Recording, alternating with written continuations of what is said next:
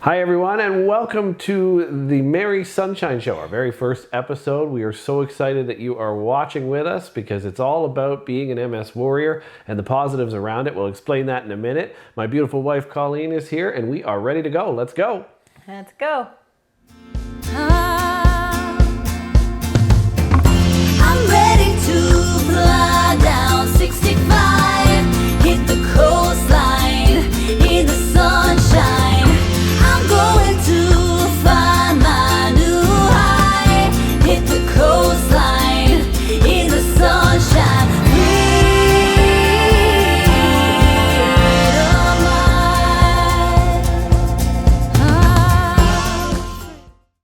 Welcome again to the Merry Sunshine Show. My name is Chris. This is my beautiful wife Colleen, and she's our resident MS warrior in our house. And Colleen, this show was your idea. This is a cool concept for MS warriors out there. I know you've got a ton of connections through your groups and things on Facebook, and you've been really excited about this show. Tell us a little bit, before we get into your story, what this show is going to be for everyone. Well, it's going to be what is my personal experience with MS, what I've learned through my experience with MS. It's been 28 years, and what I've learned and the ways that I'm finding beneficial to survive this disease. And I think that's great. I think it's, a lot of people are going through it. Not everybody has the want or the ability to do a podcast, and you have been always inspired to share your story and share everything that you've learned really throughout your long period with MS. And I think that's probably a great place to start in our very first episode, is to get your story. And well, people might be asking already, what about the name of this show? What does that even mean? Why are we calling it Merry Sunshine? I called it Merry Sunshine to begin with because I was 13 when I was diagnosed, and I didn't want anyone to think that I was less than or negative or that the disease had brought me down. So I was like, how can I make this a positive? From the get-go, Merry Sunshine just sounds a lot healthier and a lot happier than MS, multiple sclerosis. So I kind of flew with that, and I tried to keep things on the up and up. Yeah, and that's such a positive way to look at it, especially from a young person getting diagnosed at so young, hearing that kind of news. Let's start back there, because that's obviously where this show concept started, when you say Merry Sunshine instead of MS or multiple sclerosis. So you were diagnosed very young. Tell us that story. How did that happen? It happened, so I had a sleepover at my best friend's house in the summer. It was the summer before the 9th grade, and I had gone home on my bike, and I noticed that things didn't look right, and I was seeing two of everything. So I had developed double vision, which was kind of crazy because I had no idea I had MS and what was this about. I had double vision twice, and I also have had optic neuritis, so visual symptoms have been a big part of this challenge. Yeah, it sounds like it's been mostly visual, but you also have experienced some of the other challenges. So when were you diagnosed? And so obviously that was the challenge you faced first, was the Yes. visual stuff. Yes. When did that happen in your life, and how did you find out you had MS? Well, I found out, first of all, I was at TD before it was TD Canada Trust, and I was waiting for the banking to be done, and I saw a pamphlet there with the MS walk. And so I'm reading all the descriptions of side effects of having MS, and I was like, I have that too. I have that. And my parents told me, after I spoke to them, that the doctors had told them years ago that that's probably what I had, but I was so young, they wanted to see what progressed, and it sure did. Yeah, so you're going on a long time with an MS. You're talking, what, 28 years, somewhere around there? And so, but here you are, you're still walking around, you're still, without much help, right? You use your walking sticks, which we'll talk about a little bit later in your exercise discussion, but you use some walking sticks here and there, but for the most part, you don't have any need for assistance, correct? Correct. Yeah, yes. And that's, so you actually heard a piece of advice back when you were younger, and it was from a doctor who said what? My doctor said to me back in the day, You don't use it, you lose it. And so I've always tried to use it in order to not lose it. Yeah, and I think that's why, after so many years with MS, you're as well off as you are when it comes to symptoms, when it comes to, and we're not painting a glorious picture here. No. You've experienced some serious symptoms, which we'll get into, but you've been able to manage it by having that kind of attitude of if you don't use it, you lose it. Tell us the story about running. Oh, well, I had done many sports in my life, but running was something I could never do. Ever. So basically, I started out by just running I don't even know, a half a block, really, really small, and then improve. The longer you do something, and I hate the term practice makes perfect, so I've always said practice makes improvement, and that is for sure. And you have to be patient because it doesn't happen overnight. It does take time, and you have to just keep reminding yourself that you're in a process. It does improve. Yeah, and that's really a neat thing. So you ended up actually becoming not a professional runner, but you ran in some marathons. I ran 2 half marathons, yes, and that was before I had children and my life got a little crazy. Well, children ruin everything, but now they don't. We love you guys.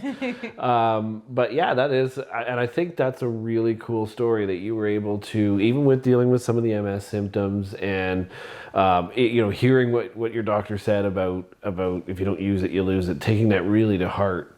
What would you say to people that are hearing that kind of thing? Because there's probably some people that also heard that message that were like, oh, I've already lost it. I already lost. What would you say to those types of folks? I would say to keep trying. You always have to continue to press forward. And even though it's hard and you don't see immediate improvements, it's much like my experience with running. As long as you continue. My walking, my drop foot has been a bit of a frustration when I've been walking, but little by little, it's getting better. And I know you don't see it, but I promise your body is getting an improvement. Yeah, and let's talk about that exercise for a second, because we all went through COVID in the last few years, and hopefully it's subsiding now and everybody can get back to somewhat of a normal life. But obviously being immunocompromised, you really stuck to being home for those full 2.5, almost 3 years. And as we all noticed during that time, and I'm still there, you're not, luckily, because of what we're about to talk about, but I am. And it really is about, everybody kind of gained that COVID curves, that COVID-20, because we were all stuck at home. And what did you find from your MS symptoms when that was happening, when we were sort of gaining weight and stuck at home? I just found that I became less, my body became more progressed, I guess, because I wasn't moving it and I wasn't following my instructions. You don't use it, you lose it. And I was becoming less physically capable of 2 years of basically sitting on my bum. And so I decided, after noticing my weight gain, that I was going to stick to improving it and exercise. I exercise usually 5 days a week, 6 days ideally. Yeah, and how important has that been to sort of letting those symptoms subside and getting stronger? Well, I've noticed that my drop foot has improved. It's not perfect, but it's gotten better, and I don't feel like I'm going to fall as much as I used to.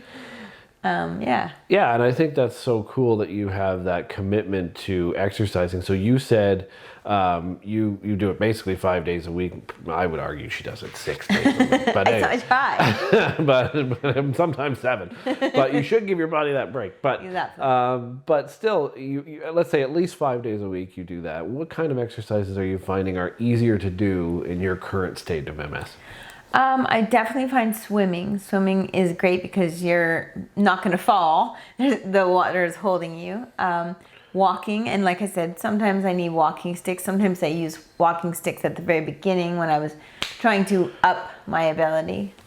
Yeah, and I want to go to something here that you talk about, because it's a good segue when you mention the walking sticks, and that's the invisibility of the disease. Yes. And a lot of people watching are probably, as soon as they heard the word invisibility, they're going, yes, that's very right. What does that mean? Why is MS an invisible disease? Because people can look fine. People can even look like they're capable of everything. They're walking, they're working, they're doing all the things. But it's invisible because fatigue is a killer, is a complete, it's very visible, but you're broken down from it constantly. Yeah, so let's talk about fatigue for a second, because it's not just general fatigue. If anybody is a spouse watching this with your spouse that has MS, fatigue when it comes to MS should almost have a different name, shouldn't I know. it? Because I didn't even know this. So we've been married for just over a year, well, just under a year actually. But we've been in a relationship for more than 4, and we were friends for ages before years. that. But during our relationship, you've had to explain to me as a spouse many times how different your fatigue is.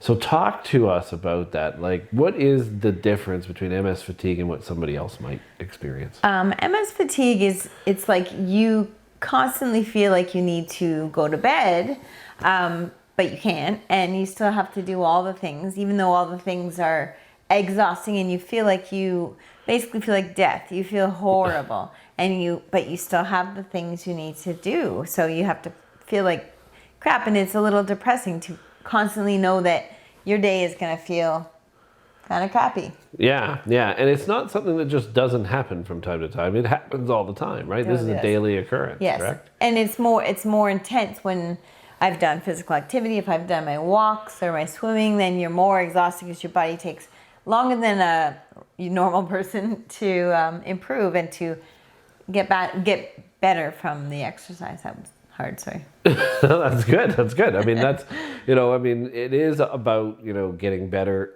but also maintaining, right? Like you say, don't use it to lose it. It's interesting when you say it's an invisible disease. You told me a story about somebody who's a little more advanced in age seeing you on the street with the walking sticks. Tell us that story.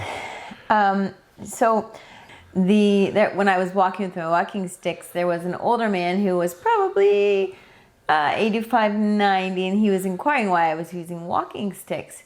And it makes you feel a little insecure because an old man who technically should be less physically able than I needed to know what the walking sticks were about.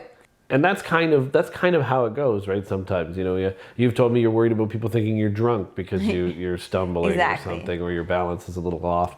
And so the invisibility is a really big thing with this. What about cognitive? Like, let's talk about that too, because you talk about the balance and all the physical stuff that's more outwardly visible. But what about the cognitive side? Like, how has MS affected your cognitive ability? Cognition is quite difficult, especially lately. Like I said, I've had MS for many, many years. And I've been to school.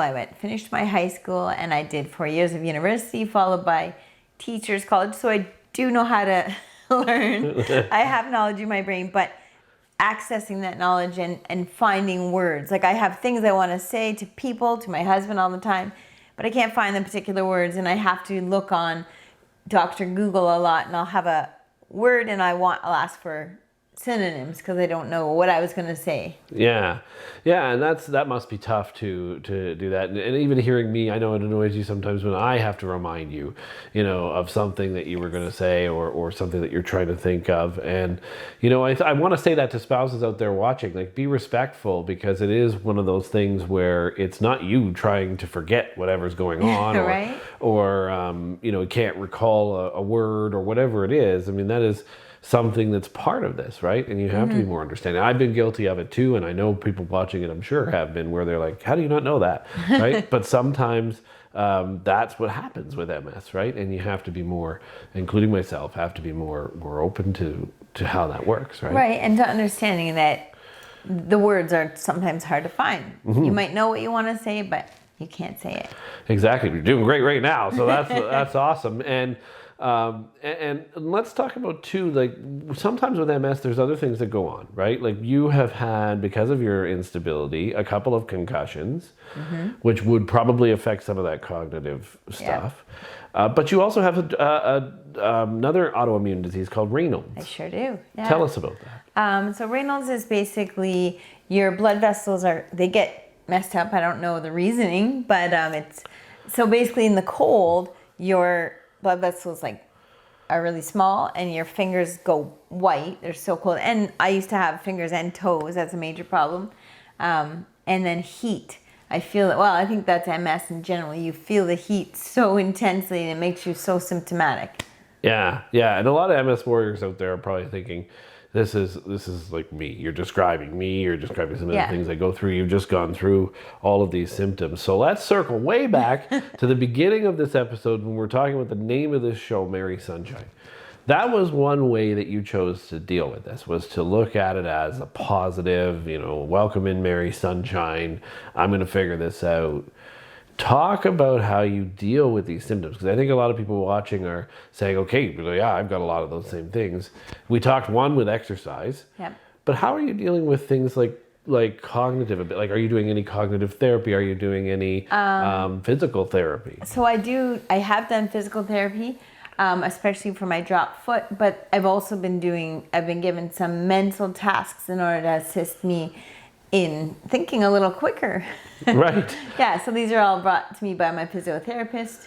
Yeah, and you've tried other things like chiropractors, a unique, I forget what it's called. Upper cervical. Chiropractor. And that seems to have helped you too, right? You start to feel a little more balanced. Yeah, I definitely feel a little better. But my main thing that I've been doing for years and years is supplements, right? Like with MS. You should see her supplement. It's like it is a supplement pharmacy. It is a supplement pharmacy. And like I've said many times, I'd rather avoid prescription medicine as much as possible. So I'm looking for healthier or regular alternatives to. Yeah, and you do that in combination, right? So you don't reject prescription medication, but you've done a few actual medical prescription, like pharmaceutical prescriptions. What have they been, and how have they been helping you? So originally, a long time ago, I started with Tecfidera, which was an injecting medicine. And then I took some time off because I had some back-to-back relapses. And then I went on to Ocrevus, which is an infusion. And now we're going to switch me to another one. We're going to try Tysabri. Okay, yeah, and so that's new, and you're switching from Ocrevus just because you have been on it for quite some time, and you're wondering if you've maybe plateaued with its effectiveness, right? Yeah. And it's nice to know that there are some drugs out there that help to not really reduce the symptoms, but kind of halt the progression a little bit, right? Or pause the progression, which is good. You have been through a lot in 28 years. You have definitely, dealt with these symptoms like a trooper.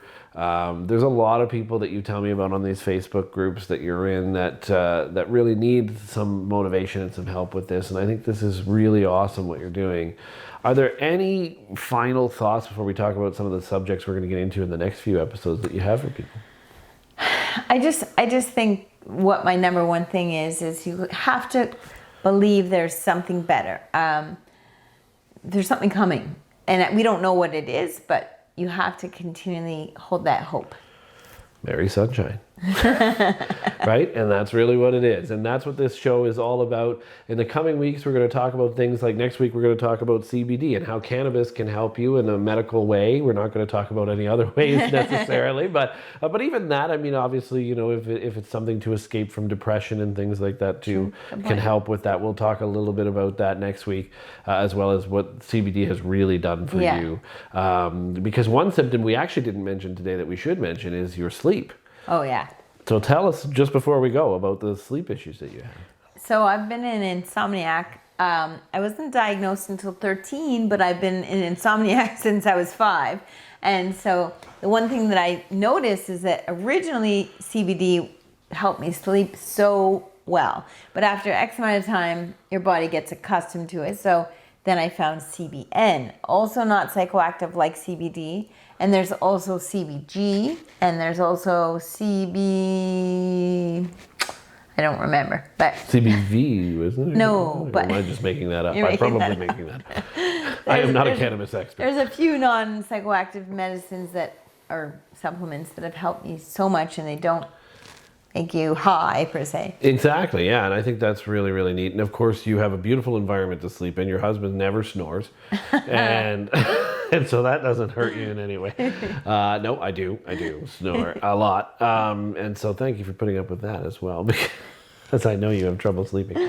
But yeah, thank you for sharing everything that you've shared today. I think people are going to really respond to that. And, you know, over the coming weeks, as we said, we'll have other topics, but we'll also have guests as we can get them to talk a little bit about some of what other people have gone through, but also perhaps medical experts and things like that that can talk about, you know, what you can do next and what changes can be made in your life to make it more like Mary Sunshine and less about multiple sclerosis. So... Any final thoughts? No, we have lots to say and we'll get to it eventually. We'll get to it eventually. Just keep tuning in. As the kids say, like and subscribe. Hit that little bell to get the notifications that there's a new video. And yes, we're not all about that like and subscribe stuff. This is really just to help you. But to get the notifications, you actually do need to subscribe and hit the bell so that you get the notification that there's a new episode. Thank you so much for watching us here on the Mary Sunshine Show, our very first episode. We can't wait to see you back in the next one. Bye, everyone.